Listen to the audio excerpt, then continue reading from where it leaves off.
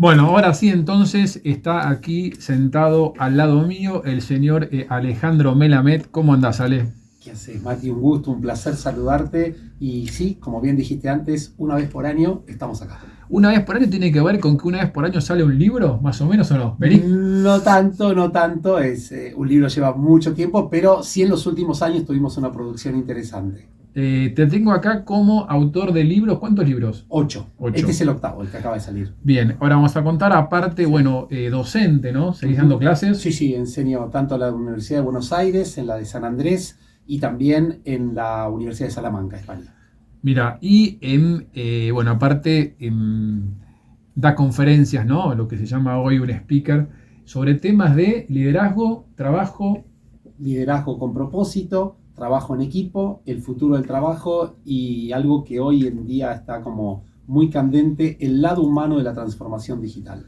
Bueno, toda esa agenda, el señor Alejandro Melamed, y el libro que presentamos hoy se llama El futuro del trabajo ya llegó. Pero yo te voy a decir, te voy a ser honesto porque nos conocemos hace tiempo investigando, encontré un libro que decía El futuro del trabajo o el trabajo del futuro. Y después Exactamente, encontré este que es El futuro del trabajo ya llegó. ¿Cómo se exactamente. engancha eso? Mira, está buenísima la pregunta y te agradezco que la hagas. Mira, el tema es así. Yo en el año 2016 estuve en Singularity University. Singularity University es uno de los lugares que yo digo me partió la cabeza al medio. La verdad que yo tengo un antes y un después de Singularity. Y ahí básicamente lo que se ve son todas las tecnologías, las nuevas tecnologías y todos los grandes problemas que hay en el mundo y tratar de machear problema con tecnología y encontrar soluciones que impacten en por lo menos 1.000 millones de personas. La realidad es que mi objetivo era fundamentalmente estudiar y aprender sobre el futuro del trabajo. La peor clase que tuve fue la del futuro del ¿Por trabajo, qué? porque la verdad es que en otros temas están muy, muy adelantados y tienen realmente cuestiones muy interesantes de lo que sea medicina del futuro, finanzas del futuro, blockchain, no sé, todas las nuevas tecnologías. Pero sin embargo, en futuro del trabajo, no es que, digamos, son malos, sino que no le prestaron la atención que tenían que prestarle como materia específica. Entonces lo que hice apenas volví ahí es ponerme a estudiar todo lo último que hay en el mundo. Estuve inclusive en un programa en el MIT también muy interesante y en el año 2017 publiqué El futuro del trabajo y el trabajo del futuro. Ahora, ¿qué es lo que sucedió? Yo ahí mostraba las tendencias para los próximos 10 a 15 años. ¿Qué sucedió? Cuando estábamos en la pandemia me di cuenta, wow, todo esto que estábamos planificando para un montón de tiempo Pasó. ya es realidad. Entonces por eso decimos que el futuro del trabajo ya llegó. Hoy estamos viviendo eso. Bien, y en ese futuro del trabajo, ¿no? Sabés que tenemos media hora, ahora ya tenemos 25 minutos, Sí. pero digamos, si pudimos, y sin spoilear el libro que obviamente recomendamos, es, bueno, ¿cuáles son las características o los títulos del trabajo del futuro que ya Sí. llegó? Sí, a ver, yo te diría, hay un concepto que es el como que el que aborda y el transversal a todo esto.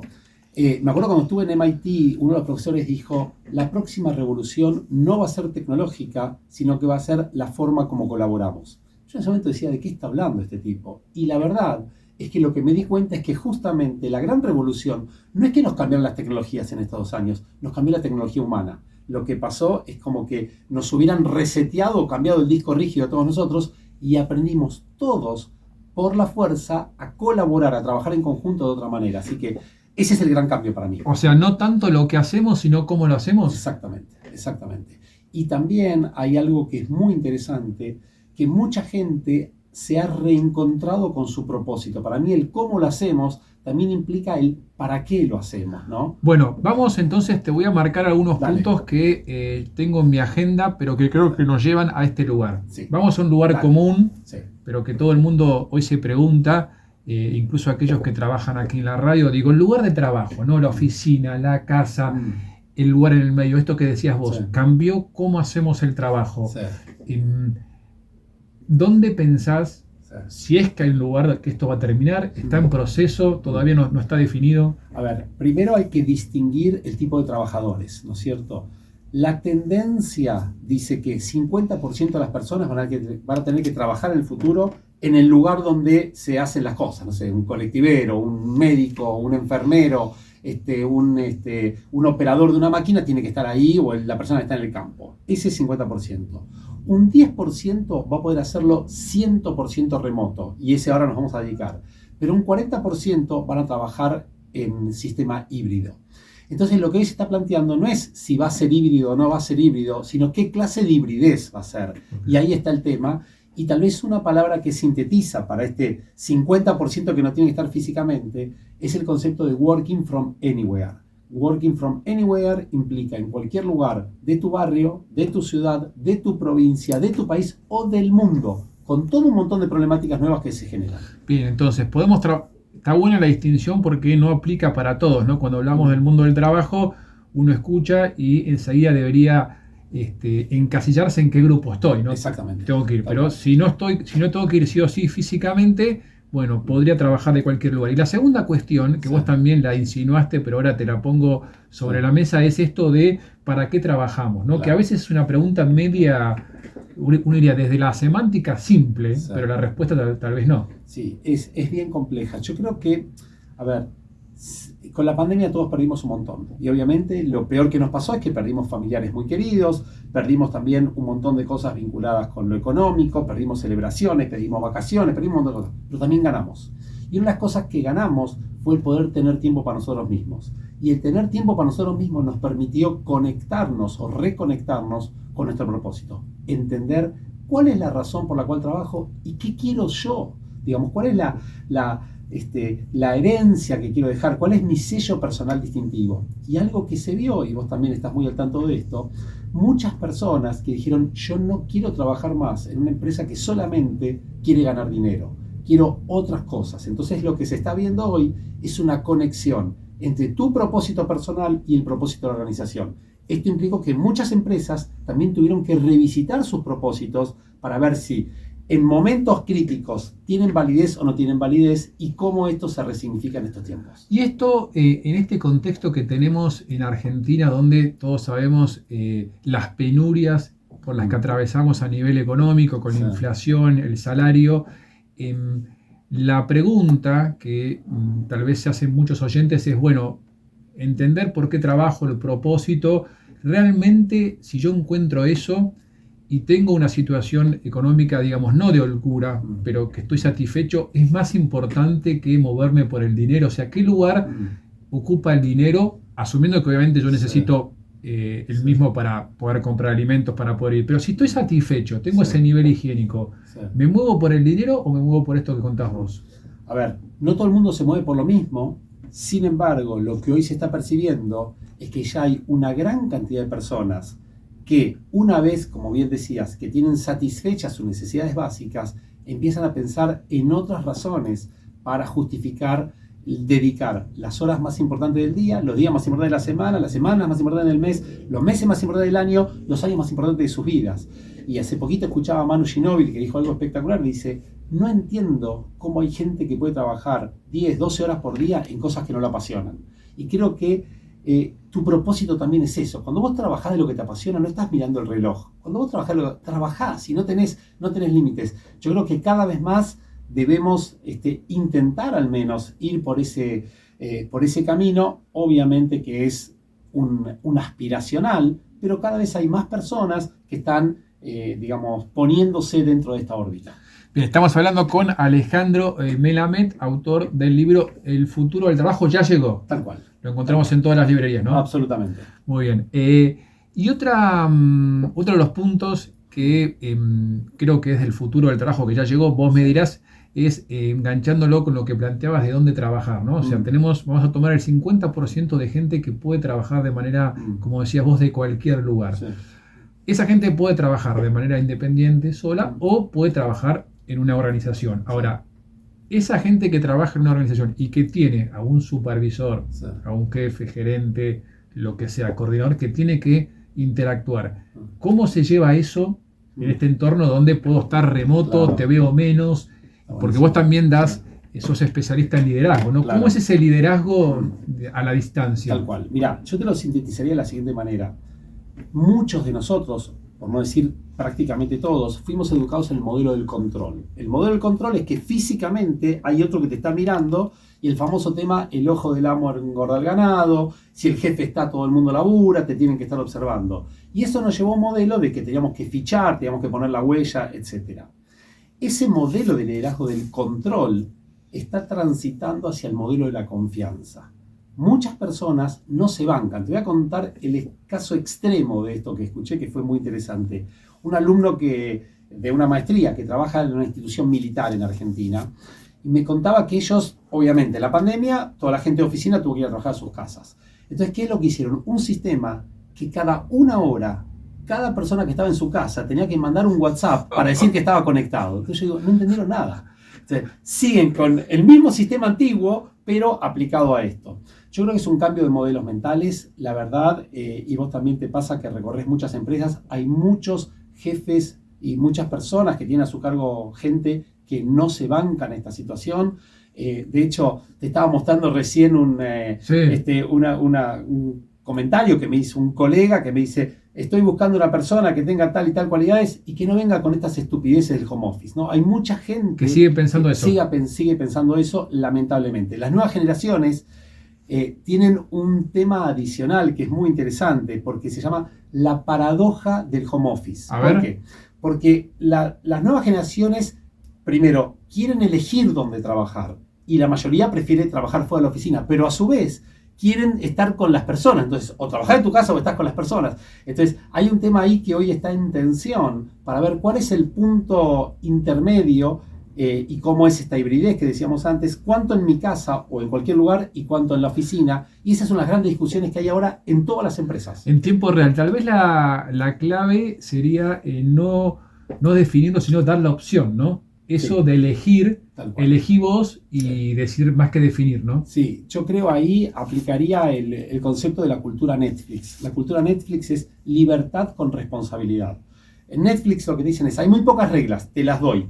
Este es el marco dentro del cual vas a trabajar. Dentro del marco todo, fuera del marco nada. Entonces yo creo que las empresas cada vez van a apuntar más hacia esto, a decirle, ¿sabes qué? Vos tenés que cumplir con tus objetivos, tenés que hacer esto. Ahora, ¿cómo lo vas a hacer? Ahora, si hay necesidades de interacción, si hay necesidades de actividades compartidas, obviamente tenemos que acordar. Obviamente la pregunta del millón es ¿cuál es ese marco, no? ¿Cuál es ese marco? Bueno, el marco tiene que ver con cumplir los objetivos, el marco tiene que ver con hacerlo todo dentro de la ley, el marco tiene que ser que no atentar contra la seguridad, es decir, hay varias cosas y no impactar negativamente con otra persona que tiene que trabajar con vos, ¿no? Sí. Entonces, hay una tendencia que está bueno esto, porque Netflix tiene pocas leyes, no es que hay muchas cosas. Ahora, esas normas las acatamos todos y con eso no la podemos evadir. Exactamente, y si no, es roja y afuera. Exactamente, roja directa. No nos vamos a meter en eso. Estamos hablando con el señor Alejandro Melamed, speaker, docente, autor de varios libros, los pueden encontrar todos. El último, El futuro del trabajo, ya llegó. Lo que llegó ahora es el tema humanos con recursos. Después vamos a seguir conversando en un ratito más. Estamos escuchando del trabajo, pero por Rihanna, con su tema Work, aquí en la tarde de Humanos con Recursos. En un ratito nomás ya viene el vuelo de regreso con la señora Gisela Larsen y el señor Santiago Ponlecica. Capaz los acompañamos un ratito como todos los miércoles, nos tomamos un cafecito rápido. Pero antes seguimos conversando con Alejandro Melamed, autor de varios libros. ¿Sabes, Ale, que últimamente he tomado el hábito, no sé si es una virtud o un vicio, de me gusta preguntarles a mis invitados cuál fue tu primer trabajo? Pero el real. Obvio. Mira, te voy a ser honesto. ¿Viste? No el que siempre digo es mi primer trabajo en Arthur Andersen. Claro, pero tengo dos previos. Esos. El primero que me formó un montón a los 14 años. Hoy sería una locura trabajar a esa edad. Trabajaba de cadete porque el concepto en mi casa era que yo tenía que juntarme los recursos, hablando de humanos con recursos, pero juntarme los recursos para pagarme el campamento que me iba en febrero. Entonces, a los 14 años, primero trabajé, me acuerdo como hoy, en una agencia de turismo, en Ilven Turismo, y vos sabés que, fue espectacular esa experiencia, porque entré a trabajar y en ese momento era el mundialito de fútbol, es decir, el mundial de fútbol, pero era como reducido, en Uruguay se hizo. ¿Qué año es eso? Habrá sido esto en el 80 creo que fue. Y me acuerdo que viajé, yo no sabía nada, tenía 14 años, pero viajé con la delegación de la agencia y yo era el que hacía todos los papeles, todo, y fui a ver un par de partidos, que estuvo buenísimo. Y después el año 81, en el verano siguiente, trabajé de cadete en un laboratorio de envases medicinales. ¿El cadete que caminaba a la calle? Sí, pero no solo caminaba a la calle. Yo hoy lo veo y yo digo, qué locura. 14 años tenía, llevaba mucho. En esa época no había robo, yo llevaba la plata. Llevabas plata, no llevabas papeles. Efectivo para depositar en los bancos, pero un montón. En Bondi ibas. Yo digo, hoy eso es totalmente... Bueno, Y la pregunta que hacemos Sí. en consecuencia es Sí. una sola cosa que hayas aprendido en ese trabajo que hoy aplicás en tu vida profesional. Tal vez la más Sí. importante. Lo más importante es la responsabilidad de que si te dan algo lo cumplís o lo cumplís. Y yo te voy a decir, mira, en ese momento me acuerdo como hoy, había un problema enorme que era conseguir pasajes en aerolíneas. Era un boom que mucha gente viajaba. Sigue siendo tal vez, ¿no? Sigue siendo. Pero en ese momento era ir presencialmente. Y me acuerdo que iba, yo conocía a todas las chicas ahí que emitían en aerolíneas. Y me iba, y yo era muy chico, pero iba y no sé qué hacía, qué conseguía, y me daban pasajes y era un crack consiguiendo pasajes. Mira, me acuerdo, viste, recordar grandes épocas, me encantaba, la verdad que Avenida de Mayo y 9 de Julio, me acuerdo cómo hoy no trabajaba. Mira, mucha gente, sabes que empieza como cadete, Claro. y tal vez se perdió un poco eso, ¿no? Ese trabajo Totalmente.